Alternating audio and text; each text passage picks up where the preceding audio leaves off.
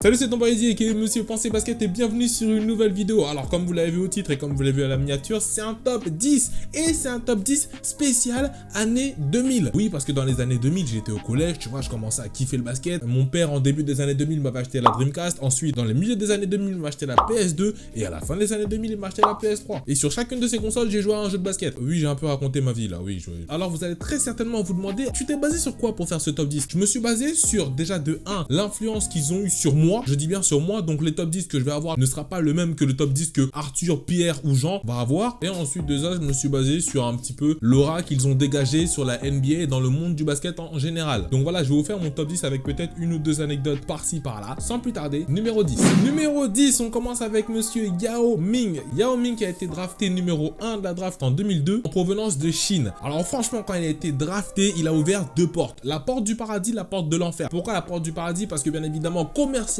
parlant, sa draft en NBA était une porte ouverte sur la Chine. Avec l'arrivée de Yao Ming, on a vu une grosse explosion du basket en Chine et surtout une grosse explosion du nombre de téléspectateurs du côté de la Chine. Il a également ouvert la porte des enfers. Pourquoi? Parce que avec sa draft en NBA, déjà c'était le premier Chinois à être drafté en premier choix de draft et en plus de ça, c'était le Chinois le plus connu. Devinez ce qui s'est passé. Dans mon collège, chaque Chinois qui jouait au basket était appelé... Oui, Yao Ming, exactement. Parce qu'à cette époque-là, il n'y avait pas beaucoup de représentants chinois, tu vois. Numéro 9, on va continuer avec monsieur Kevin Garnett, monsieur de Big Ticket. Alors Kevin Garnett, moi c'était l'un des joueurs qui m'a toujours le plus impressionné dans les années 2000. Pourquoi? Parce que quand il jouait, j'avais l'impression qu'il était toujours à deux doigts d'aller se taper. Genre, il jouait avec un physique, pas son physique, enfin, il était imposant, tu vois, mais il était pas stock, c'était pas Dwight Howard, il avait pas le physique de LeBron James, tu vois. Mais dans sa façon de jouer, t'avais l'impression qu'à chaque action, à chaque fin d'action, il allait se taper. Il avait un trop plein d'intensité et c'était vraiment kiffant. Bien évidemment, c'est un all-time great, que ce soit du côté des Minnesota Timberwolves ou que ce soit du côté des Boston Celtics, il a gravé sa marque. Peut-être un peu moins du côté des Brooklyn Nets parce que voilà, t'as vu, il est un peu sa phase de pré-retraite. On va continuer avec le numéro 8. Le numéro 8, je sais que la dernière fois, je m'étais fait rincer quand j'avais fait mon starting five, genre 2000, 2010, 2020. Et on m'avait dit, ouais, mais t'as oublié D-Wade. Là, je ne vais pas oublier D-Wade. Il a joué quand même un rôle majeur dans ma période de basket, surtout sa campagne 2006, là où il finit champion, bien évidemment. Mais c'est sa façon de jouer, sa façon d'être. Genre, il apportait vraiment le côté swag qu'il avait déjà, bien évidemment, en NBA, mais lui, il avait un swag différent. Déjà, il venait de la draft 2003, l'une des drafts les plus médiatisées avec 1984 et 1996. En plus de ça, tu vois, on le surnomme The Flash. Ça te crée un truc, genre...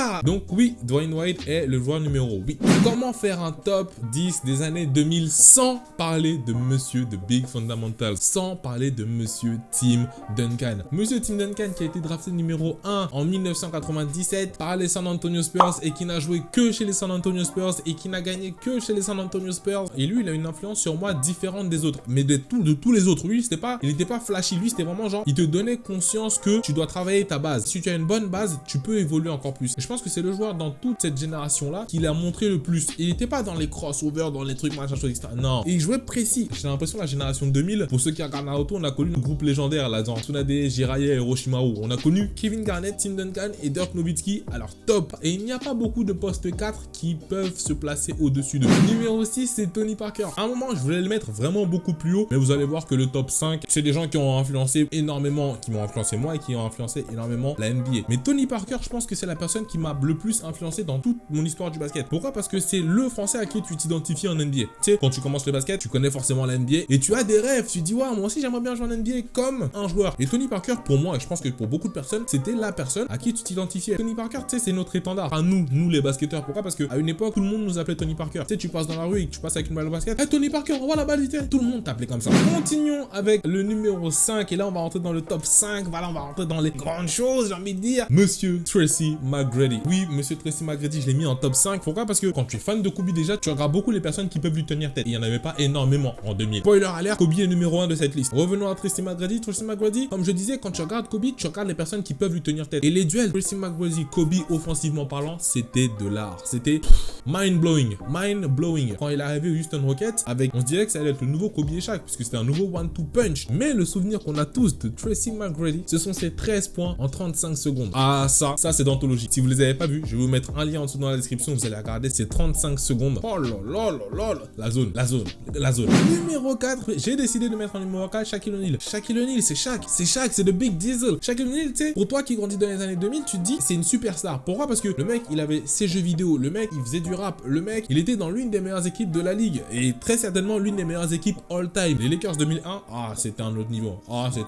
Et bien évidemment, le duo Kobe-Shaq. Comment oublier ce duo qui est très certainement, pour moi en tout cas, je l'ai dit, je le dirai toujours, le meilleur one-two punch, le meilleur combo big man guard qui ait existé dans l'histoire de la NBA, dans l'histoire du basket. Je le dis, moi je le dis clairement. Tu peux mettre Stockton et Karl Malone, tu peux mettre Gary Payton, Sean Kemp, tu peux mettre Stephen Curry, Kevin Durant, tu peux mettre qui tu veux. Kobe et Shaq, c'est là. On arrive au numéro 3. Là, on va rentrer dans le top 3. Voilà, là, on va commencer à chauffer les choses. Là, maintenant, le numéro 3, c'est LeBron James. LeBron James, pourquoi? Parce que quand il est arrivé du côté de la NBA, c'était une déferlante. Moi, je me rappelle, j'allais souvent acheter des 5 majeurs. Et c'est dans un des 5 majeurs que j'ai découvert LeBron James avec son maillot Irish. On parlait de lui comme le nouveau Jordan. On parlait de lui comme la nouvelle pépite du truc. Moi, je me dis, wesh, il est au lycée, cousin. Il devait aller à l'université. Mais non, il n'a pas touché à l'université. T'es fou, quoi. Lycée, boum, directement, il arrive en NBA. Quand il est arrivé en NBA, boy, wouh, c'est la personne qui a reçu le plus d'attentes dans l'histoire de la NBA. Pourquoi? Parce que le mec était au lycée, il y avait déjà des documentaires sur lui, des interviews sur lui.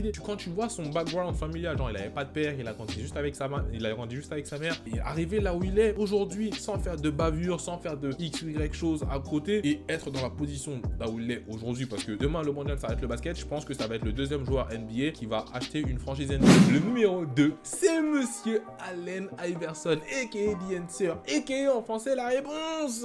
Franchement, Allen Iverson, il a eu une influence ultra giga maximale sur le monde entier du basket. Que ce soit dans le flow vestimentaire, que ce soit dans le flow de jeu, que ce soit dans le flow même des interviews. Talk about practice, man. Allen Iverson, c'est la mode des bandeaux. À l'époque, ils étaient chauds. Franchement, ils avaient Allen Iverson et ils avaient G-Unit. C'était pas mal du tout. Il a lancé la mode du sleeves. Chaque personne qui porte un sleeve et qui avait des tresses, on savait que c'était Iverson. T'avais pas besoin de réfléchir. C'est qui dans leur Iverson? Franchement, je ne sais même plus ce que je peux dire encore pour que vous compreniez que Kobe Bryant et moi, les années 2000, c'était une histoire d'amour. Donc, ce que je vais faire, c'est que je vais vous laisser avec toutes les vidéos dans lesquelles j'ai pu parler de Kobe Bryant, dans lesquelles j'ai pu exprimer mon amour sur Kobe Bryant, là, ou dans la description. Vous allez voir que je n'ai même plus rien à dire. Voilà, on arrive à la fin de cette vidéo. J'espère qu'elle vous aura plu. Si elle vous a plu, n'hésitez pas à lâcher des pouces bleus juste en dessous de la vidéo. Bien évidemment, à me dire quel est votre top 10 à vous des années 2000 en dessous dans les commentaires. C'était votre boy Eddie. Je vous souhaite le meilleur. Et n'oubliez pas, pensez basket.